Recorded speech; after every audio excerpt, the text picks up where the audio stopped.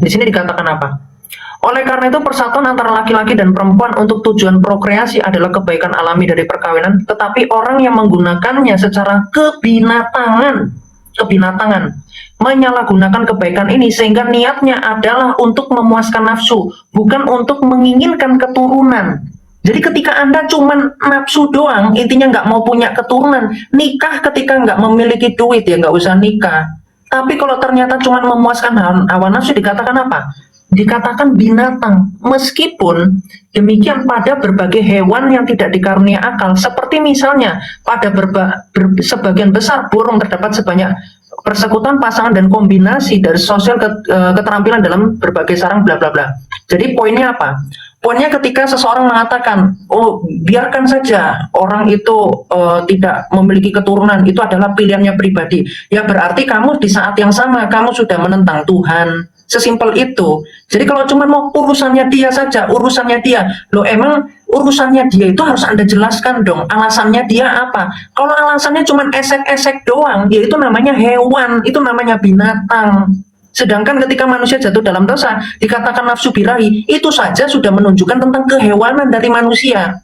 Makanya saya miris ya, cuman dasar argumentasinya. 2 menit telah selesai, silakan semua buka mikrofonnya, gaskan, no baper-baper, gas. Kalau kamu mengatakan bahwasanya hanya karena nafsu adalah itu kau serupakan dengan hewan, berarti yang pasangan suami istri yang dinikahkan secara resmi oleh negara dan agama dan mereka memenuhi hasrat birahi mereka, itu kamu nyatakan juga hewan. Kamu tuh kontradiksi seperti itu. Kamu harus membedakan pelampiasan nafsu dengan tujuan memiliki anak itu berbeda. Kamu jangan membiaskan konteksnya.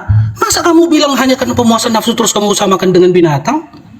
Enggak, tapi mereka suami istri yang disahkan oleh negara dan agama, terus mereka berhubungan badan untuk memenuhi kebutuhan nafsu biologis mereka, terus kamu nyatakan itu sesat, kamu nyatakan itu setara dengan binatang, kamu salah logikanya, ya Mat. Nah, sebentar bro, ini menarik bro, enggak gini. Gue sudah perhatikan narasinya menarik. Sebenarnya terdengar kuat ya secara narasi, tapi kalau kita balik ke realitas hidup, argumen itu terlalu utopis bro Kiamat. Karena gini, menurut saya pribadi, saya orang beragama, tapi dengan akal sehat saya percaya hidup itu nggak berjalan pakai dalil doang. Lu lapar nih, lu nggak bisa makan ayat men, lu sakit terus ada pembayaran, lu nggak bisa pakai doktrin. Doktrin saya mengatakan jika Anda berbuat baik maka Anda akan diselamatkan. Nggak bisa. Bahkan kalau lu dikasih UKT ya, pembayaran UKT, lu tuh yang diminta uang brother, bukan iman. Makanya gini, pertanyaan gue itu belum lu jawab. Apa standar seseorang layak punya anak? Itu belum dijawab. Coba dijawab dulu apa standarnya. Saya jawab ya. Jadi tentang apa yang disampaikan Kiamat itu sangat reasonable ya. Jadi seseorang yang menikah hanya just fun itu tidak memiliki tujuan hidup, dan orang yang tidak memiliki kamu salah. Kenapa kamu bilang tujuan hidup? Kamu bilang seperti itu nggak bisa dong. Nah, orang dampak dari secara jangka pendek itu nanti akan terjadi jangka panjang. Kita lihat contoh ya, negara-negara seperti Jepang itu kekurangan jumlah penduduk sehingga dia banyak mengimpor. Kamu itu mendegradasi orang yang bertujuan untuk dia mendatangkan banyak orang dan memberikan insentif pada negara, itu banyak kos yang harus dikeluarkan. Itu bicara hawa Ini nafsu. dampak Wajar dong. Orang melampiaskan hawa nafsu. Sebentar, Pape ya,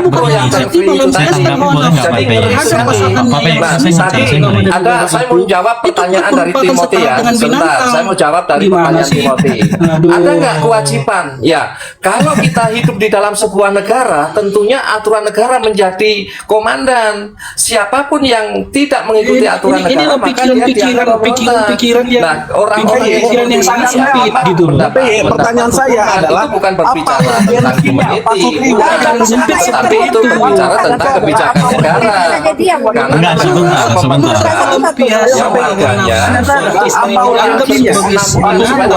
Semakin baik dengan zaman negara-negara lain. Ini pentingnya. Jadi child free, pro child free itu sangat Coba berbahaya sebentar, di Pape, kemudian gitu, Kiamat hari. mau ngomong Jangka itu. pendek tidak ada. Oleh karena itu pro child free itu harus dilenyapkan dari muka bumi ini karena akan berdampak kepada perkembangan dunia. Itu loh yang dimaksud. Ya kalau jangka pendek nggak ada. Oleh karena itu teman-teman harus ngerti, kalau Anda hanya memandang sesaat sepertinya no problem, tapi kita lihat sekarang negara-negara yang menerapkan itu tidak memiliki keturunan, sekarang bagaimana? Kos mereka semakin tinggi. Bagaimana dia harus memberikan insentif agar warganya mendatangkan tenaga-tenaga asing dan seterusnya, itu biaya tinggi. Itu dampak dari pro child free tadi. Nah ini teman-teman harus ngerti. Nah kiamat tadi menyoroti secara iman, itu betul, tetapi saya menyoroti secara perkembangan, ya, dampak sosial, ya, yang akan terjadi di kemudian hari. Oleh karena itu teman-teman harus ngerti, sebuah negara itu harus ada kesinambungan kepemimpinan, keberlanjutan, masa produktif itu juga harus ada, nggak boleh hilang. Lah kalau nggak ada pertumbuhan, zero growth, bagaimana negara itu akan bisa berdiri terus? Nah ini yang penting harus dipelajari, harus dimengerti oleh teman-teman tadi yang pro child free tadi. Nah ini dampak kedepannya, kalau secara pendek tidak terlihat, nanti kedepannya baru kelihatan. Kita lihat negara-negara seperti Vatikan, Jepang, Korea Selatan, itu mereka sudah merasakan, dan dampak ekonominya itu negara banyak mengeluarkan insentif, mengeluarkan biaya untuk bagaimana warganya itu mau, ya, ada penyuluhan, memberikan subsidi dan seterusnya itu. Nah itu kos yang sangat sia-sia karena pemahaman tentang, ya, kesinambungan dalam pengelolaan negara itu atau masa produktif itu sudah hilang. Nah ini yang harus dipahami teman-teman. Demikian.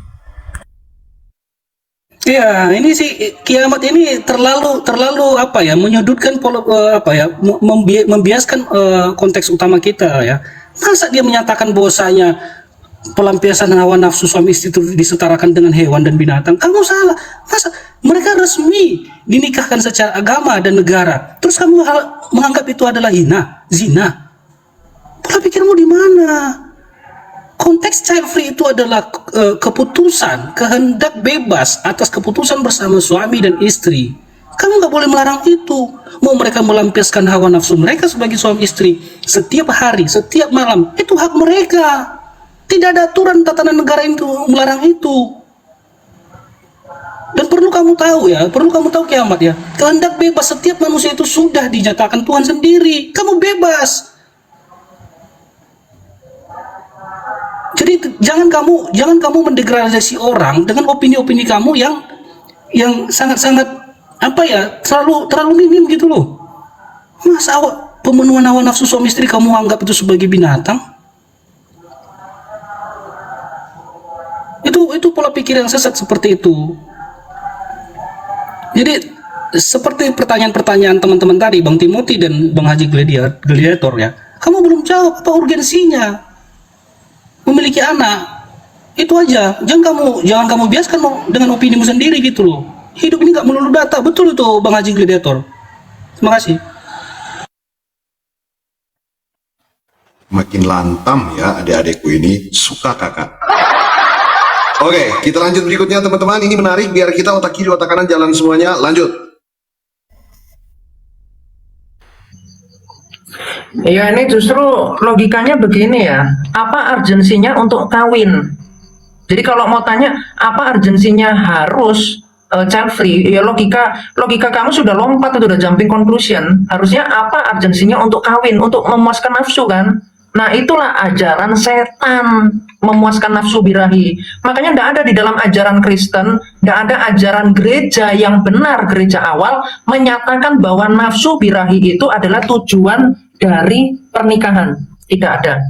Ya, bahkan di dalam Kejadian 3 ayatnya yang ke-16 nih, ya, dikatakan gini, firman-Nya kepada perempuan itu, susah payahmu, waktu mengandung akan kubuat sangat banyak, dengan kesakitan engkau akan melahirkan anakmu, namun engkau akan birahi kepada suamimu. Ini berbicara tentang kawin mengawin itu sudah ada sebelum manusia jatuh dalam dosa, tetapi setelah jatuh dalam dosa, kalimat birahi ini bukan tentang memuaskan nafsu, tetapi menunjukkan tentang kebinatangan. Ini saya bisa menunjukkan banyak tafsir yang patristik, ya, tapi saya mau nunggu dulu tentang ateisme dari orang-orang yang ngakunya Kristen, ya. Dari sini saya tunjukkan yang simpel yang dari Agustinus dikatakan apa?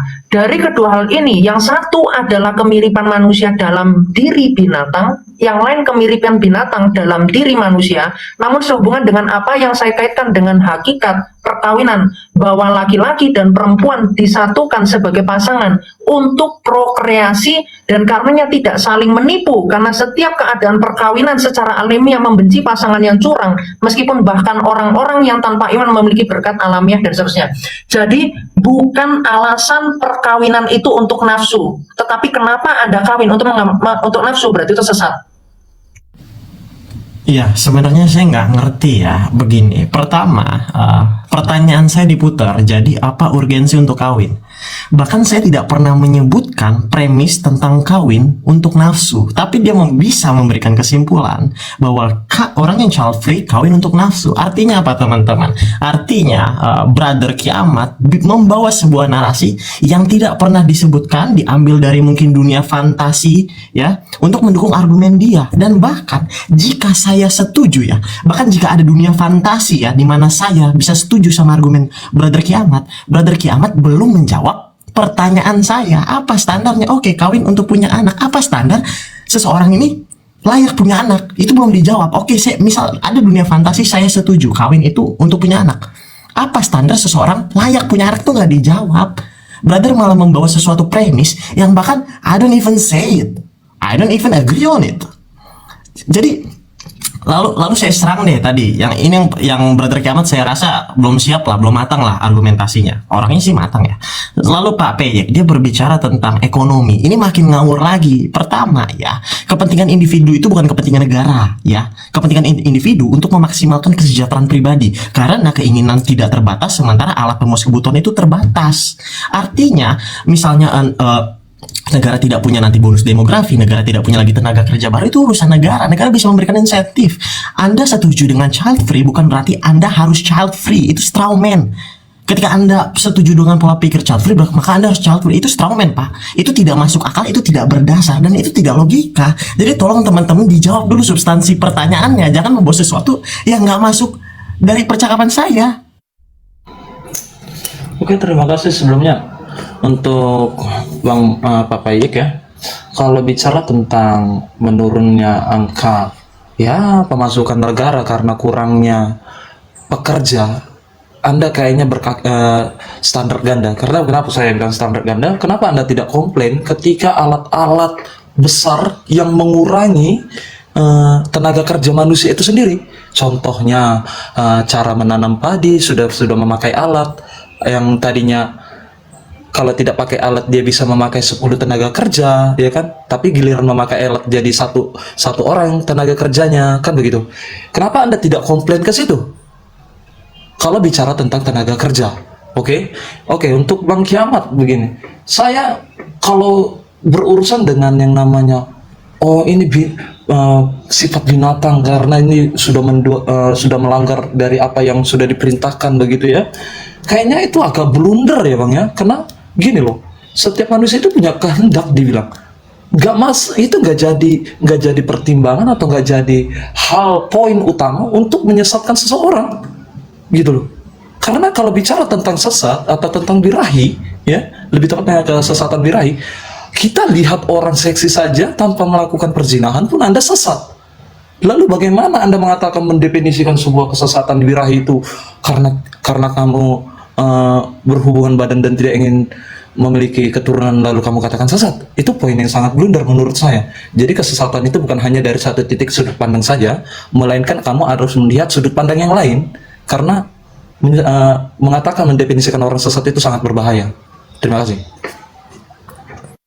Ya, jadi Bang Gladiator tadi juga nggak memahami ya. Sebenarnya yang Anda tanyakan sudah saya jawab ya. Jadi dampak sosialnya ya, Kiamat bagus mendasari dari dasar teologi ya, dari kitab. Nah, ya pro child free itu Anda harus tahu tingginya tingkat aborsi. Jika seorang pasangan ya menikah dan akhirnya hamil, pasti karena dia nggak ingin punya anak, apa yang harus dilakukan? Aborsi. Ini krisis kemanusiaan ya, ini bahaya. banyak bayi-bayi, justru banyak pelanggaran yang terjadi nih, banyak pembunuhan itu terjadi, maraknya praktek-praktek aborsi. Ya, dokter-dokter melakukan itu, bahkan bisa dilakukan secara manual juga. Nah, ini bahaya. Maka itu dampak secara kemanusiaan, secara sosial. Nah, juga saya memberikan dampak-dampak ke depan. Secara pendek mungkin nggak kelihatan, tapi secara kemudian hari, jangka panjangnya, kurangnya regenerasi, hilangnya kesempatan regenerasi penerus bangsa suatu negara. Loh, bagaimana yang akan mengelola negara ini jika orangnya udah tuwek kabeh? Ayo.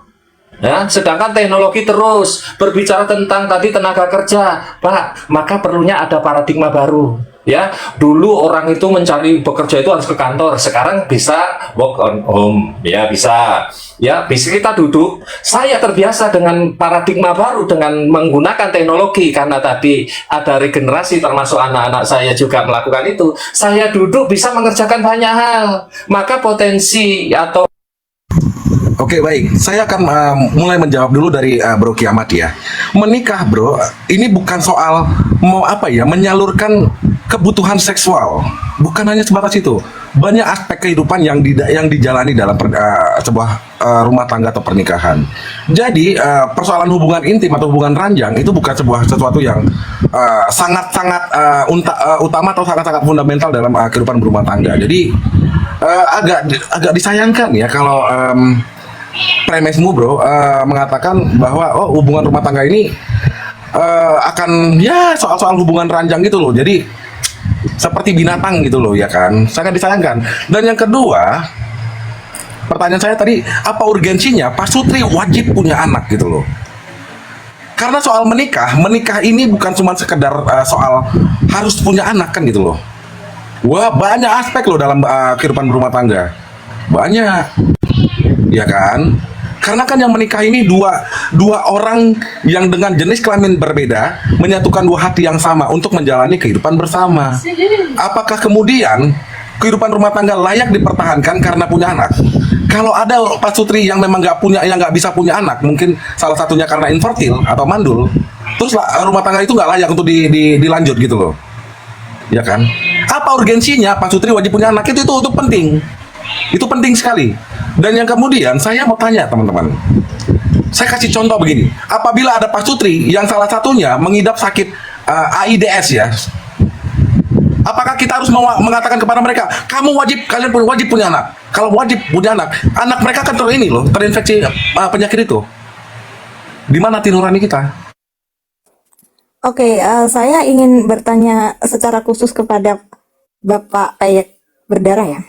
Apa urgensi punya anak tadi menurut Bapak Payek Berdarah? Dan tadi kenapa argumennya kok dibawa-bawa ke aborsi, padahal child free itu tidak membicarakan tentang aborsi, yaitu child free adalah pilihan bagi sepasang suami istri untuk tidak memiliki anak ya Pak ya. Jadi tidak ke aborsi Pak. Terima kasih. Makin lantam ya, Dek. Suka kakak. Baik, kita akan ke speaker berikutnya, dan setelah itu kita akan kasih kesempatan lagi untuk ngobrol bareng-bareng dengan buka mikrofon. Ya, terima kasih. Tadi pertanyaan saya, apa urgensinya untuk kawin, untuk menikah, nggak ada jawabannya ya. Padahal kalau cuma pertanyaan apa urgensinya supaya tidak memiliki keturunan, itu kan jumping conclusion. Tolonglah dipahami pertanyaannya, masa nggak nyambung-nyambung gitu loh. Kalau pertanyaannya itu apa urgensinya untuk menikah, dijawab. Jadi bukan kemudian, ya ini kan kebebasannya setiap orang loh. Siapa yang rupanya mau ngurusin kebebasannya orang gitu loh. Kalau mau jadi ateis, ya ateis aja, kan urusannya kan begitu, kan lebih jelas. Nah makanya ketika tadi saya kasih dasar bahwa hawa nafsu, ternyata di dalam kitab suci itu bicara tentang satirnya Tuhan bahwa kebinatangan manusia, makanya manusia itu dikasih baju dengan kulit binatang. Itu menunjukkan tentang dosa itu membuat natur dari manusia itu terluka. Karena itulah Hieronymus pun menjelaskan kebuasan dari binatang itu karena kebuasan dari manusia, dan ketundukan manusia dari kebuasan itu akan membuat hewan pun juga akan menjadi melunak ya. Jadi di sini saya tunjukkan dari Yohanes Chrysostomos, ya. Ini nggak apa-apa, serang aja kekristenan. Ya, ini di dalam khotbah ke-24 dijelaskan gini. Dan janganlah kamu menyediakan kebutuhan daging untuk memenuhi apa? Hawa nafsu. Jadi kalau ada yang bilang untuk memuaskan hawa nafsu, ya kamu bukan Kristen lagi. Bukan saya menghakimi, tapi ini ajaran gereja memang. Karena sebagaimana ia tidak melarang minum, tetapi minum secara berlebihan, tidak melarang menikah, tetapi melakukan perbuatan cabul. Jadi ketika Anda itu melakukan wiwi, tapi bukan untuk memiliki keturunan, itu sama saja dengan pelacur atau percabulan. Itu Deg-degan ya. Deg-degan banget. Tuh, dengerin yang di bawah ya. Jadi kalau kalian menikah, meskipun menikah sah di depan agama dan negara, tapi kalau nggak punya anak, kalian curcur ya. Ya, tapi ini menarik. Aku akan kasih kesempatan untuk buka mikrofon semuanya. Jadi kita lihat ya, supaya biar kita ini benang merahnya kemana gitu. Karena pada malam hari ini episode pertama aku lihat bahwa tadinya aku sempat skeptis. Apakah masih ada pemikir-pemikir di TikTok gitu loh? Kalau di aplikasi lain, aku yakin beberapa orang di sini juga alumni dari aplikasi lain. Di sana tiap hari kita berdiskusi, berdebat dengan tema-tema non agama. Aku pikir di TikTok gak ada gitu. Ternyata masih ada teman-teman yang minat untuk diskusi non agama, dan surprisingly adalah makin lantam kalian deh ya. Suka kakak. Oke, kita akan segera buka mikrofonnya, teman-teman. Jadi nanti langsung aja, tidak ada siapa yang mendapatkan kesempatan lebih dahulu. Siapa yang mau berbicara silakan buka mikrofonnya. Dan teman-teman, diskusi umum dimulai dari sekarang. No baper-baper, gas argumentasi terbaik kalian dari sekarang. Iya, Saya mau jawab Pak Ulung Sari. Pak Peyek udah semangat banget. fungsinya kawin apa? Enggak, Pak Peyek. Oke, ini saya langsung jawab ya. Nih, saya on cam. Ulung Sari Pak Peyek dulu. boleh. Begini, Pak Peyek sebentar, saya boleh jawab Ulung pertanyaan Sari Kiamat. dulu. Bang Ulung, Bu Ulung Sari, jadi begini ya, dampak dari Ini biar saya jawab nih pasangan yang pernyataannya Kiamat. memilih ya pro child free tadi. Yang pertama yang bahaya itu loose generation, yang pertama. Yang kedua yang tadi saya katakan meningginya tingkat aborsi, karena ini pasangan kan memilih untuk tidak punya anak. Nah, ketika dia berhubungan, apakah dia bisa lolos terus? Suatu ketika terjadi dia bobol istilahnya kan, ya kita kan orang yang sudah berkeluarga juga tahu ya, saya pengen punya anak 2 ternyata kebobolan. Nah, pasti terjadi namanya aborsi. Ini yang selalu saya ingin. Oke, Pak Peyek sebentar. Jadi Ini di saya situ jawab ya, dulu Pak Peyek ya. Ulung Oke, Sari oke. ya. Jadi Oke, yaudah. Saya jawab dulu ya. plus generasi dan Pak Peyek tolong ya. tingkat aborsi ya. Iya, oke. Oke, Pak Peyek tolong ya. Sekarang waktunya Pak Hajat Gladiator untuk. Iya, gini saya jawab ya langsung ya. Saya nggak ngerti kenapa dia ngomong jumping to conclusion. Nih, pertama begini. Dari pertanyaannya aja nggak benar. Tolong dibesarin saya, host. Urgensi menurut KBBI adalah keharusan yang mendesak. Oke? Pernikahan adalah sesuatu yang bukan kebutuhan yang mendesak. Bukan seperti kita lapar, kita harus makan. Bukan itu. Pernikahan adalah sesuatu pilihan. Dengerin saya dulu, saya belum selesai berbicara, nanti saya kasih kesempatan. Lalu, ketika Anda memilih untuk menikah, maka Anda harus siap secara mental, siap secara finansial. Kalau Anda cuma modal nafsu, baru itu jadi pertanyaan, kenapa Anda menikah? Makanya saya bilang, ketika kamu menggunakan diksi urgensi, itu sebuah pertanyaan yang salah. Sekarang saya tanya balik ke kamu. Mengapa kamu Salahnya di mana? Coba. jumping conclusion? Susun Tadi premisnya kan pertanyaan kenapa? Anda gini. Dengerin Coba saya, dipahami dengerin dulu. saya. Nah, kan Pertanyaan inilah. Anda tadi, Coba apa dengerin. Kenapa nggak urgensinya mau ditanya orang balik? untuk Kenapa tidak nggak mau boleh ditanya balik? child Saya free? sudah menjawab Kan gitu. pertanyaan Anda. Sekarang boleh nggak saya nanya balik? Gini, Coba, pertanyaan saya Anda cuma kan satu. nyambung dulu lah pada Kenapa Anda pembahasan. bisa membangun kesimpulan dari premis mana Anda mengatakan pernikahan tanpa anak itu nafsu? Silakan. Dari Oke. premis mana Anda bisa mengatakan itu? Apakah saya pernah mengatakan itu? Enggak. Kenapa Anda mengambil saya jawab. sesuatu? Oke, silakan. Makanya jangan Jawab. jumping conclusion. Anda sendiri Iya. jumping conclusion. Oke, saya jawab ya. Ya, Iya. tenangkan Oke, dirimu. pertama. Loh, kok ngulang? Gimana sih? Enggak, Katanya pertama saya apa nih? jawab. Iya, silakan. Udah. Iya. Ya, Udah, yang silakan, pertama. Ha-ha. Pertama. Yang pertama nafsu. Pertama nafsu itu bukanlah sifat manusiawi. Itu di dalam iman Kristen seperti itu. Makanya sifat manusiawi Kristus itu tidak memiliki nafsu birahi. Ya. Itu yang pertama. Artinya ketika dikatakan manusia memiliki nafsu birahi itu menunjukkan tentang kebinatangan karena manusia jatuh dalam dosa. Lukanya kodrat manusiawi itulah nafsu birahi. Jadi Oh, itu udah kuantor khusus ya. Oke, itu kuantor khusus ya. Dengarkan Oke. ini dasarnya ya, ini fundamentalnya. Jadi Oh, ketika oke, universal. seseorang mengatakan ya kalau nggak nafsu ya bagaimana mungkin punya anak? Lah itu justru bagaimana caranya melakukan hubungan suami istri tetapi bukan dengan dasar nafsu, bukan dengan nafsu. Itu loh, makan itu enak gitu loh, tapi bukan kemudian ya nafsu itu nggak melulu harus punya anak loh kiamat. Gimana sih kamu? Oke, nah sekarang gini. Satu ya, biar kita dengar semua. Kamu itu terlalu dengarkan dulu argumentasinya ini kan Ya, silakan. dimaklumi lah IQ 136 ya seperti ini kualitasnya ya. Terus selanjutnya begini, ketika ditanya apa urgensinya seseorang itu harus child free ya, harus dia memiliki keturunan. Lah, itu kan suatu pertanyaan loh, ngapain kamu mengharuskan seseorang itu untuk menikah sehingga dia itu harus kemudian child free. Ya justru pertanyaannya, kalau kamu menentukan supaya orang itu boleh bebas untuk child free, berarti dia secara menikah saja tujuannya dia itu bukan untuk memiliki keturunan. Kalau dia maunya child free, berarti dasarnya dia sudah egois tentang keakuan, kamu tentang salah di kekitaan. situ. Bukan berbicara tentang memiliki, bukan kasih untuk menyatakan kasihnya kepada keturunannya. Melampiaskan Bukan, nafsu bukan itu. Jadi logikanya gini aja. Saya kasih dasar. Dengar saya belum kabarin ya kalau ada selesai ya. Satu-satu bisa nggak sih? Jadi manusia. Dengarkan dulu. Jangan Ya ini saya dengerin, tapi jangan khotbah. Ya, jangan kampungan. Jadi gini, kalau memang child free itu, kalau memang child free itu dibenarkan secara nurani, harusnya Adam dan Hawa itu child free saja. Ya, harusnya itu. Iya, harusnya Adam dan Hawa itu sudah child free. Ya, Tapi begini atau kiamat. kemudian ajaran-ajaran Begini, Kristen child sejak free awal itu itu bukan- mengajarkan untuk child free. Bukan tentang seseorang Gitu. yang menikah lalu memutuskan Itu tidak makanya punya anak. sudah Child free itu tidak lagi bukan sependek itu. memiliki Gitu loh. dasar moral yang baik. Orang-orang yang child free itu Tapi tidak memiliki dasar Gini. moral yang baik. Ya oke, saya udah dapat Child free poinnya. itu Saya kenapa? udah dapat Karena poinnya. nafsu Menurut gitu kamu, loh, untuk kawin. oh, ya, udah selesai belum? Jangan khotbah dulu. Oke, menurut kamu berarti iman kekristenan menolak atau membantah child free. Begitu kan narasinya? Oke, sekarang saya tanya. Oke, menikah itu harus punya anak atau diusahakan lah. Kamu kan tadi ngomong diusahakan.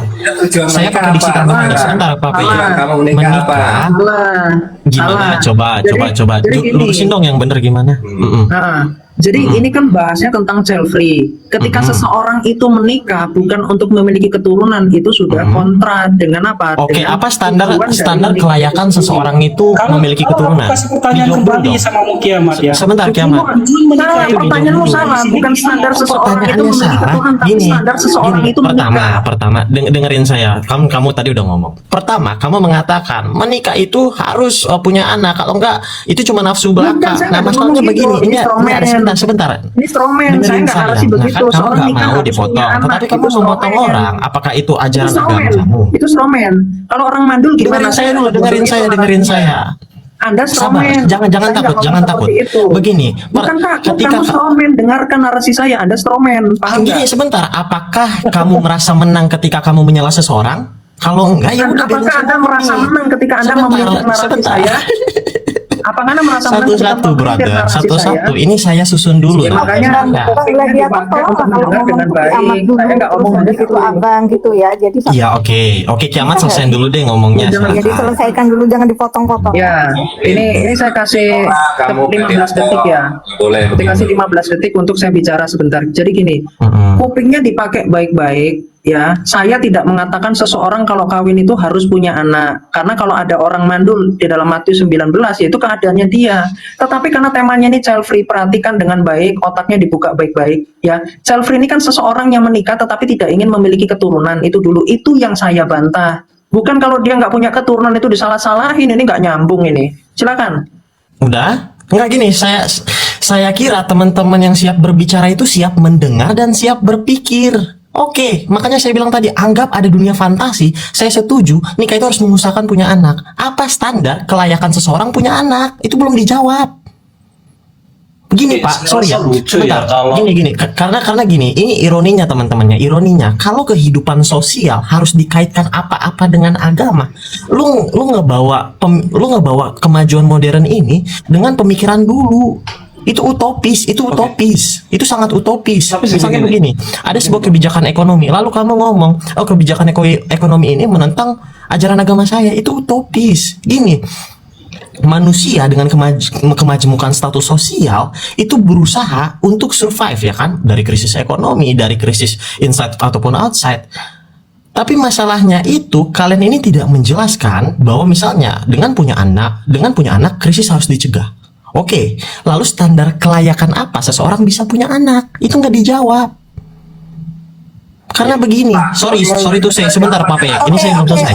Karena gini, ini saya balikin ya. Sebentar, ini saya balikin.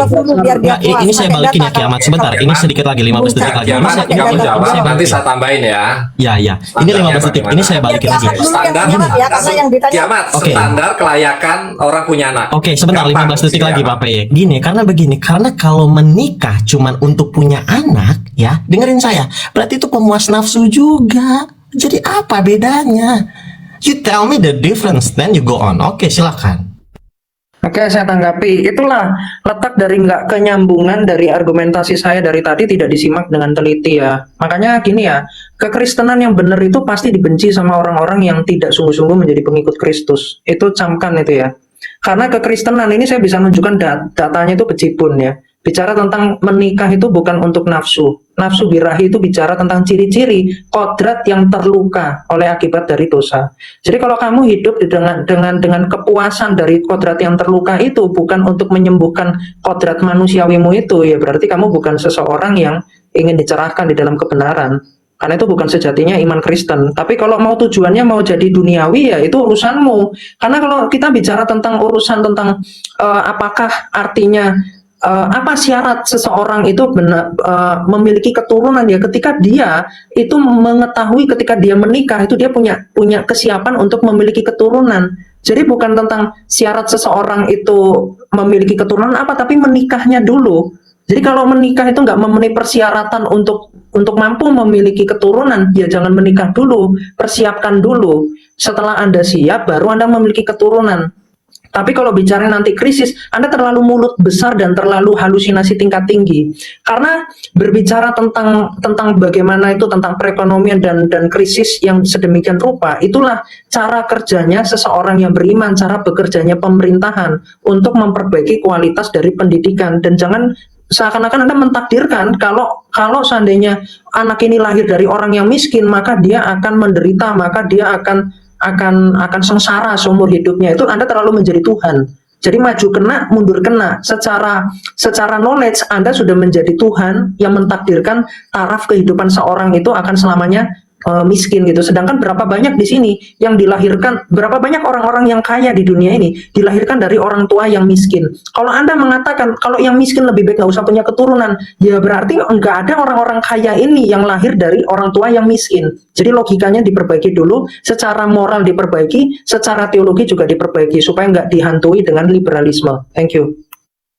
Oke, jadi saya bingung ya dengan narasi kamu gini loh. Kamu mengatakan bahwasanya kalau seseorang sudah menikah lalu memutuskan untuk tidak memiliki anak, kamu katakan itu sebuah penyesatan atau perzinahan, betul ya? Tapi begini, satu hal yang harus kamu ketahui tentang konsep dasar child free itu adalah sebuah keputusan ya seseorang ya individu untuk tidak menikah. Satu, itu poinnya. Bukan hanya untuk tidak memiliki keturunan, tapi masuk juga dalam kategori tidak ingin menikah. Itu termasuk child free. Oke, kita balik lagi dengan analisa kamu yang membawa kitab suci. Saya rasa kamu tahu bahwasanya junjungan kamu ya salah definisimu salah. Tidak ingin menikah itu bukan child free, bro. Itu termasuk bagian dari child free. Oh, enggak, itu udah salah. Karena tetap tidak ingin memiliki keturunan. Definisi child free diperbaiki dulu, Bang. Diperbaiki dulu. Itu udah keliru itu. Definisi child free diperbaiki dulu.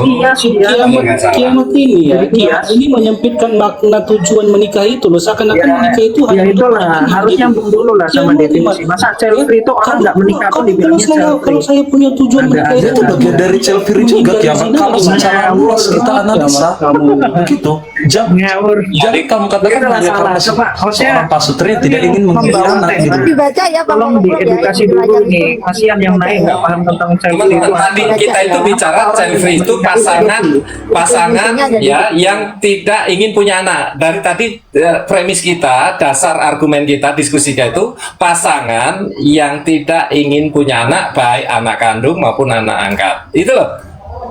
Ya, jadi jangan dibuang lagi dari dasar kita diskusi. Kalau kamu rubah-rubah ya repot, maka nggak ketemu diskusinya. Ya, dari awal kita berbicara Saya mau tanya dulu setelah sama Bang. keputusan menikah untuk tidak punya anak, itu loh. Bang PY, saya mau tanya dulu sama Bang. Ini kubu Dalilnya tadi seperti itu. tujuan dan maksud Bang PY. kita itu gitu loh. Ya, Bang PY, saya mau tanya dulu sama Bang. Tanya siapa dulu? Pak Sutri, pasangan suami istri, mm-mm. ya, wajib punya anak. Ini dalam rumah tangga mereka, wajib nggak? Ya kalau saya wajib, Wajib. Jadi kalau ada Pak Sutri yang nggak punya anak dalam rumah tangganya, berarti pernikahan mereka harus di ini Bang, ya harus cerai. Ya karena dia nggak punya anak karena faktor Ini apa? apa nih, Lim? Tolong, Ya, ini faktor apa? apa? Kalau ngikutin Artinya atau faktor Ini udah belum biar saya tanggapi Ki kalau Ahmad. saya wajib ya. Ya, Saya oke. berpasangan. Jadi kalau misalnya ada Pak Sutri yang nggak bisa punya anak, Itu faktor apa? Kalau faktor genetik Ya tadi kan jatuhnya sudah dijelaskan Cina oleh Bang Ki Ahmad. Timothy sesuai apa Ya. yang dinarasikan Berarti oleh nggak Ahmad ada. gitu loh. Karena memang dia tidak bisa. oke. Ya, Iya, oke, karena kalau dia dia nggak bisa dipaksa, maka dia boleh dia mengambil anak angkat, Ya, kan gitu. oke. Kalau saya Ini pihaknya dari hal Urgensinya Pak Sutri wajib punya anak. kontra, ya saya dari Oke. pihak yang kontra. Bang PY, urgensinya. Sekarang coba dilihat datanya kiamat dulu. Coba dilihat. Urgensinya, kalau tadi Ki Ahmad mendasari dari Alkitab, maka Apa itu ya? udah natur, udah keputusan, udah ditentukan beranak cucu, itu sudah dalil dari Ki Ahmad udah betul Pak, tadi. Pak Bayar, Maka Pak ketika Bayar, orang lihat datanya nggak dulu, Pak. mengikuti Jangan Itu kasih dulu Ya, dong. nah, Bang Kamu berbicara. Jangan sampai ke Ki Ahmad betul. Jadi urgensinya apa Bang? Pak Sutri wajib punya anak Bang. Urgensinya apa? Yang pertama, ya, yang pertama, dampak secara demografi, ya, Sabar. dampak secara ekonomi, ya, dampak secara bonus demografi, Pak Bayar, dan Pak juga Bayar. kurangnya regenerasi. Pak Bayar, ya Itu sabar ya Pak, urgensinya. ini bukan rungu Pak Ya. Bayar ya, coba dilihat datanya kiamat. Ya. Bukan rungu ya, hati-hati ya. Apa? Saya dari tadi udah nahan-nahan, dilihat dulu kiamat tuh bukan Apa? apa. Jangan ngomong. Iya, ini Enggak, aku apa? ditanya sama Timothy, Bu Ulum, Ya. jadi nggak ada urusan dengan Iya, iya. Ini teman-teman, ini Kiamat bukan. bukan data Ya, saya yang harus dilihat jawab. dulu. Saya nggak tahu child free dengan childless. Enggak, saya pengen tahu poinnya teman-teman yang kontra ini. Urgensinya Pak Sutri wajib punya anak ini apa gitu loh? Karena dari tadi nggak ada Nih, urgensinya sama sekali gitu loh. urgensinya- kan soal ini ya demokrasi Ya, apa Bang? Kok ini Ya, Bang gini, Pei, urgensinya di soal demokrasi itu apa? ya, gitu loh? kesinambungan di dalam sebuah negara, ya toh. Oke Bang, Kemudian di dalam sebuah negara itu di banyak mas- Bang, warga negara bukan cuman Sabar dulu. itu doang. Contoh, saya kan sudah Ayo, kasih silakan, contoh. Di negara-negara seperti Jepang, karena ya zero growth, maka dia kekurangan tenaga, akhirnya dia mengalami krisis. Ya, baca nanti ya. Zero growth kamu bebankan Ya, sebentar. Itu sama negara. Pak Bayar. Apa ini sama negara? Ya, oke. Nggak ada anak sebagai Jawab dulu pertanyaan saya. negara bisa menjalankan dari santri. Kepentingan orang tua atau keinginan orang tua? Terus Ya. gini. Jawab Bang. Kalau Jadi komoditas untuk penjara. Bapak adalah dampak secara sosial. di follow Saya teman-teman. jelaskan. Cukup bagus tadi. Ya, Sekarang Bapak adalah orang luar biasa berpendidikan, ini. kiamat Kalau dan dari Begini, saya tertarik karena dia ngebawa halodoc sumber tentang apa itu child free. Ini saya langsung bacain child free. Child free adalah istilah menggambarkan pasangan yang memilih untuk tidak memiliki anak sepanjang hidup mereka. Langsung ke kenapanya? Why? Pertama, ini ada trauma masa kecil. Tapi sekarang saya fokus ini karena ini yang menjadi permasalahan sosial, beban tanggung jawab dan finansial. Child free dapat disebabkan oleh adanya keinginan untuk fokus terhadap diri sendiri. Ini mendukung teori saya. Dan pasangan yang ketiga nih, yang keempat, kekhawatiran tentang masa depan. Beberapa pasangan child free memiliki kekhawatiran terhadap kondisi yang berkaitan dengan masa depan dunia, instabilitas. Makanya ketika kita mengatakan bahwa ini, jelasin kenapa ini lebih masuk akal di teori kalian. Silakan. Ini kan alasan kenapa child free. Kalian bantah kenapa teori ini tidak relevan. Silakan, saya persilahkan. Oke ya, sama-sama halodoks ya. Silakan buktikan kalau argumen saya tidak masuk akal. Ya, tadi sudah saya sampaikan ya. Saya melihat bahwa itu dampak yang berbicara tentang kesinambungan ya. Dampak dari child free tadi sudah saya jelaskan ya. Dampak secara demografisnya jelas dan dampak secara ekonomisnya jelas. Maka itu yang menjadi alasan kami kenapa kami kontra terhadap child free. Ini kan pasangan yang memutuskan untuk tidak menikah. Oleh karena itu, di kemudian hari, ya, long term-nya itu, jangka panjangnya itu sangat membebani negara. Ya, bagaimana negara akan meneruskan kesinambungannya dalam mendirikan sebuah negara tersebut? Karena tidak ada tenaga-tenaga produktif, orang udah tuek semua dan meninggoy, begitu loh. Iya, ini yang kontra ini ya cukup bingung ya untuk menarasikan. Yang mungkin udah kehabisan kata ya mereka ya. Sudah jelas ya, child free itu kan keputusan bersama Pak Sutri untuk tidak memiliki anak ya. Itu kehendak mereka, kehendak bebas mereka atas keputusan bersama. Nah, kalau Kiamat menyatakan tadi bahwasannya ya, kalau menikah hanya untuk pemenuhan hasrat birahi disetarakan dengan binatang, kamu salah. Kamu menyempitkan makna dan tujuan menikah itu apa? Kalau saya pribadi, kalau makna dan tujuan saya menikah itu untuk menghindari zina, kamu menyalahkan tujuan saya, maksud saya. Nggak boleh seperti itu. Kita diberikan kehendak bebas untuk memilih gitu loh. Jadi tidak ada aturan yang mutlak melanggar atau menghalangi keinginan kehendak manusia, khususnya terkait dengan child free ini. Terima kasih.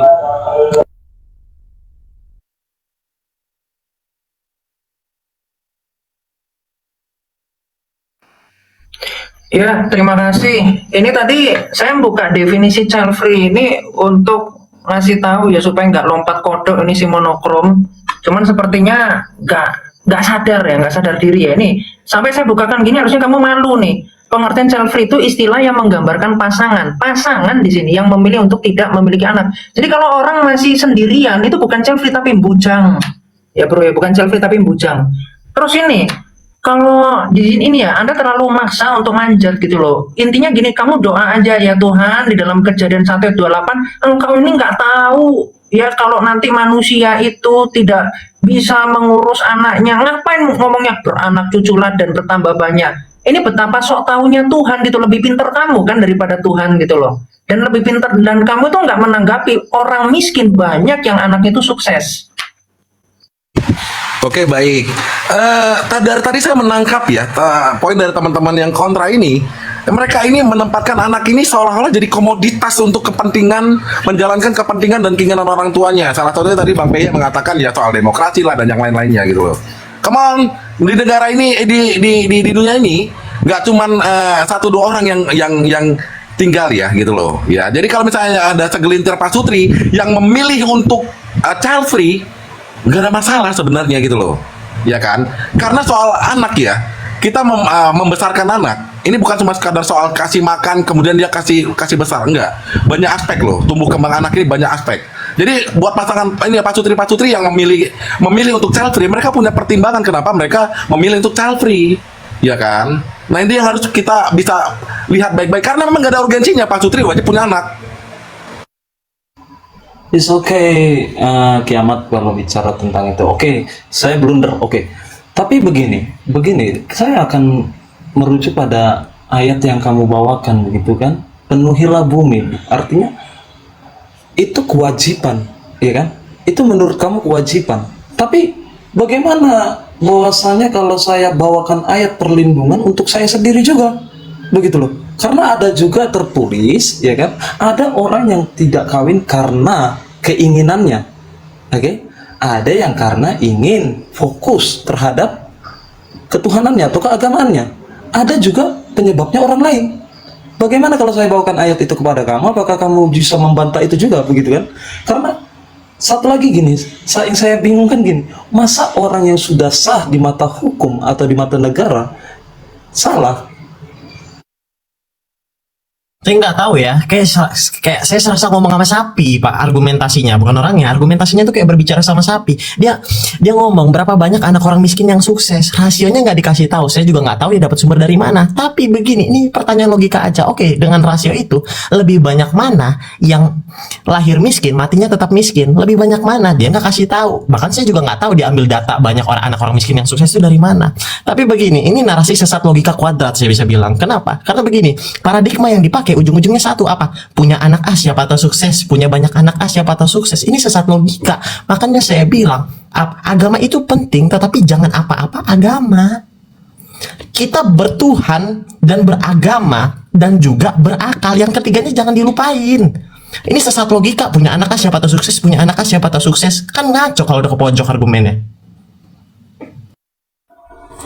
Ya, jadi teman-teman, saya juga tunjukkan ya sebuah buku sebentar ya. Sebuah buku di sini sangat bagus, teman-teman harus juga baca. Ini bukunya ya. Nah, pentingnya kita punya keturunan itu apa? Di sini jelas dikatakan dalam kesimpulan buku ini saya jelaskan ya, pengasuhan anak merupakan sekolah bagi pembentukan rohani dan anak-anak itu sebagai guru kita.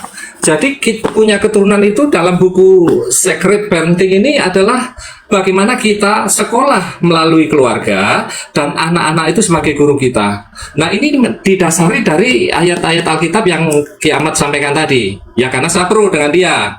Oleh karena itu ya, dampak-dampak secara sosial tadi sudah saya sampaikan, ya toh, dan dampak-dampak secara psikologis bagi pasangan hidup tadi, ternyata anak-anak ini dalam buku ini ya ditulis oleh Gary Thomas.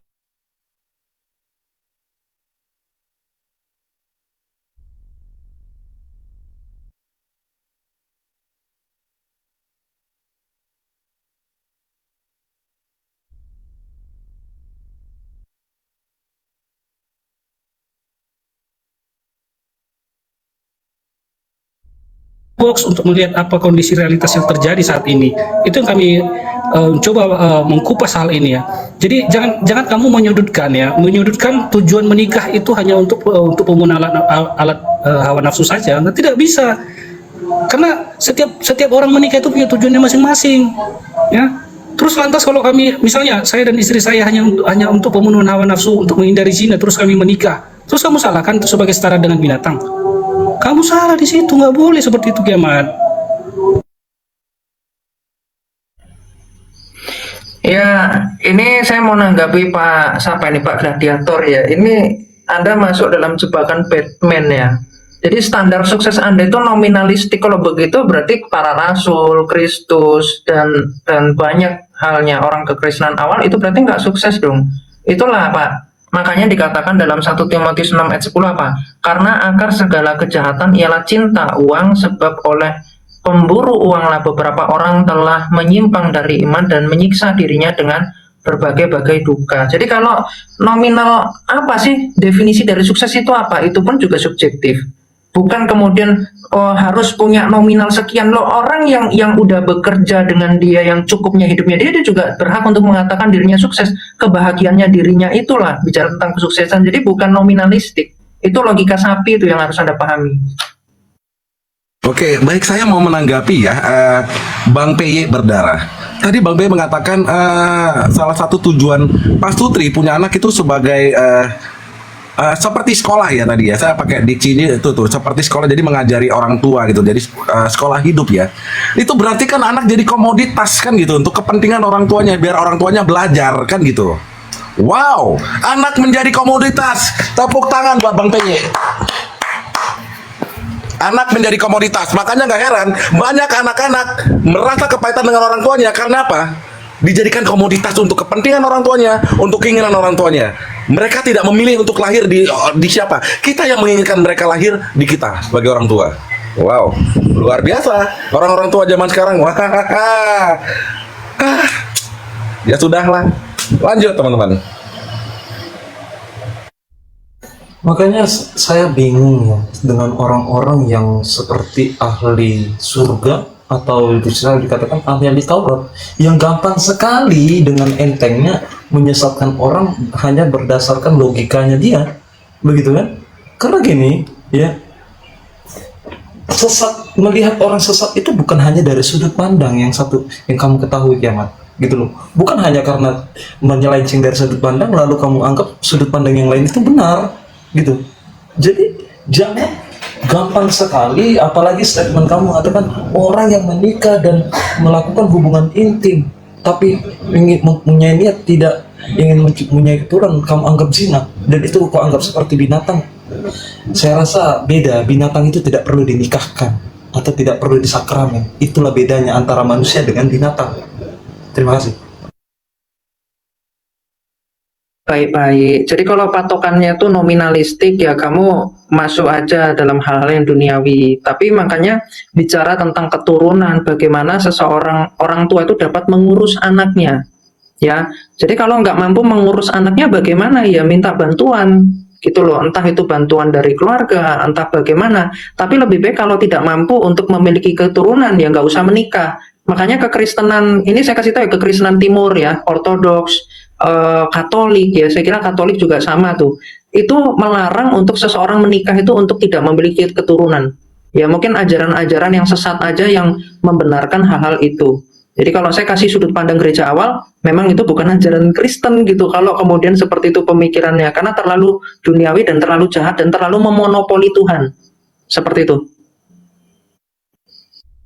Iya, yang terhormat ya host dan para hadirin teman-teman, perhatikan ya dengan sangat jelas pola yang selalu dilakukan oleh Kiamat. Setiap kali kita membawa diskusi ini ke realitas kehidupan, dia pasti langsung menghindar. Ketika kita bicara tentang biaya hidup, dia pasti nggak jawab. Kalau kita bawa ke tanggung jawab ekonomi, dia lari. Jadi yang mereka pasti lakukan apa? Mengulang narasi agama. Dan ini sangat penting teman-teman. Kenapa? Karena yang dia lakukan itu adalah bentuk dari seseorang yang tidak mampu menjawab realitas dengan argumen yang rasional. Makanya dia berlindung di otoritas normatif. Contoh satu yang paling krusial, dia bilang kalau nggak sanggup minta bantuan ke keluarga atau entah ke siapa. Kan ini konyol. Ini udah berjudi anak ini bisa sukses atau enggak. Kalau gagal sukses minta bantuan ke orang lain. Kan ini lebih konyol teman-teman. Tolonglah bantu gift ya. Iya betul ya, ini konyol sekali nih Kiamat nih, memang benar ya, konyol sekali ya. Itu aku kejar terus narasi dia yang menyatakan bahwasanya kalau hanya pemenuhan kebutuhan seksi biologis Pak Sutri itu dianggap setara binatang. Saya nggak setuju ya, sekali lagi saya bilang saya nggak setuju ya. Tujuan menikah itu bukan serta-merta hanya untuk memiliki anak ya. Tujuan menikah itu punya maksud dan tujuannya kembali ke pribadi mereka berdua. Apa tujuannya? Mereka yang punya ikrar, punya janji. Janji itu disampaikan di mana? Ya, di altar suci kalau di Kristen, ya, di KUA atau di hadapan wali kalau Islam dan sebagainya. Ya, bukan berarti mereka mengingkari janji itu, janji suci mereka itu harus harus dia punya anak, tidak.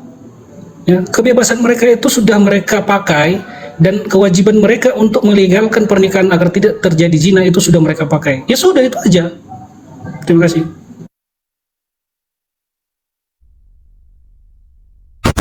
Baik teman-teman, terima kasih. Kita akan naikkan satu level diskusi kita ke subtema berikutnya. Jadi ini dari tadi kita sudah menghabiskan waktu sekitar 4 jam untuk membahas tentang child free di spiritual ya, pro dan kontra. Terima kasih banyak untuk semua informasi yang telah kalian bagikan, termasuk pemikiran dan sudut pandang kalian. Kita akan masuk ke sub berikutnya, lebih khusus. Kalau ini kita membahas tentang child free, kita akan masuk ke yang lebih khusus. Apa itu? Akan segera tayang di layar smartphone kalian. Masih di Superboy Rumah Debat episode 1 tentang child free. Selamat malam semuanya. Dan teman-teman silakan lihat di layar. Tanpa anak, apakah pernikahan masih punya tujuan? Ini adalah akumulasi dari pemikiran tim pro dan kontra. Bahwa apakah tanpa anak pernikahan masih ada tujuan?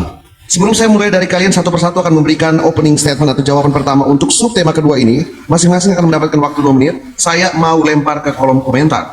Apakah tanpa anak pernikahan masih punya tujuan?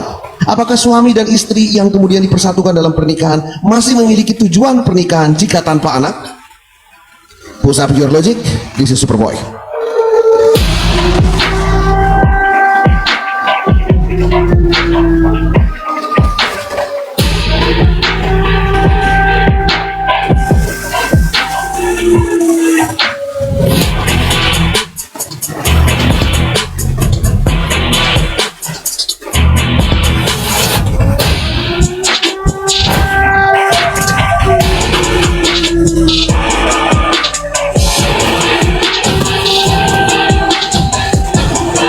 Kita akan mulai dari Timothy Official untuk memberikan pendapat pertamanya. Untuk subtema kedua, apakah tanpa anak pernikahan masih punya tujuan?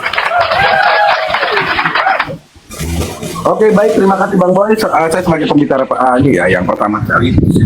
Tanpa anak, apakah rumah tangga masih punya tujuan? Punya dong, karena tujuan utama berumah tangga bukan untuk punya anak. Kan saya punya Atheny position, tidak ada urgensinya Pak Sutri wajib punya anak. Karena dalam kehidupan berumah tangga itu kompleks, nggak cuma sekedar oh punya keturunan, oh wajib punya keturunan, oh nanti biar bisa ngurus ke hari tua, oh biar ada ini, biar dipandang orang, wah ini ya kehidupannya bahagia gitu, atau diberkati Tuhan karena punya anak. Enggak, anak itu anugerah. Anak itu bagi saya pribadi, anak itu anugerah, bukan komoditas untuk menjalankan kepentingan saya dan ataupun keinginan saya. Jadi tujuan berumah tangga itu banyak, menjalani kehidupan dengan orang yang kita cintai lah. Kayak saya pria ya, dengan wanita yang saya cintai, yang saya nikahi. Karena kan hidup ini kan kompleks teman-teman, nggak cuma sekedar urusan bawah perut doang, ya kan? Kan banyak yang lain. Itu jadi ya jelas punya tujuan dong. Hidup bersama, menua bersama sampai salah satu kembali kepada Bapa yang di sorga, kan begitu, ya kan? Ya kalau dikasih anak ya puji Tuhan, kalau nggak dikasih anak ya nggak apa-apa. It doesn't even matter, nggak ada masalah. Karena tujuan berumah tangga adalah menjalani kehidupan bersama sesuai dengan komitmen awal ketika sebelum berumah tangga, sebelum menikah. Itu dia. Karena kehidupan ini kompleks. Gitu teman-teman. Jadi tujuan itu ini ya banyak ya teman-teman ya. Menghadapi kehidupan ini yang begitu kompleks ya, dengan segala macam permasalahan, lika-liku dan macam-macamnya. Jadi lebih enak sih berdua ya, berpasangan daripada sendiri di hidup ini. Itu aja dari saya Bang Boy. Terima kasih. Baik, kita ke pembicara berikutnya. Makin lantam ya kau dek, suka kakak. Silakan pembicara berikutnya. Oke, kalau ditanya apakah masih punya tujuan, jelas punya. Karena tujuan pernikahan bagi saya, menurut saya, adalah hidup bersama, bahagia bersama, saling topang menopang, saling menasehati. Jadi ada feedback antara saya dengan istri saya, saling menguntungkan, saling menguatkan, gitu loh. Bicara punya anak atau tidak itu bukan dari keputusan saya, gitu loh. Kalau Tuhan bilang gak ada anaknya, bagaimana? Saya ambil contoh begini, sebelum Abraham itu mendapatkan janji bahwasanya keturunannya akan lebih banyak daripada pasir di laut dan bintang di langit, apakah mereka masih punya tujuan? Jelas ada. Mereka tetap bersama, masih. Jadi pernikahan itu bukan tentang, ya seperti yang Pak Timothy bilang, bukan tentang yang di bawah perut saja, bukan. Tapi tentang bagaimana cara kamu saling mensupport ya, antara istri ke suami, antara suami ke istri. Jadi harus saling feedback, bukan hanya tentang nafsu doang. No, itu bukan tujuan dari pernikahan. Tapi tujuan dari pernikahan lebih tepatnya adalah untuk menua bersama, bahagia bersama, saling support, saling melindungi, saling membimbing.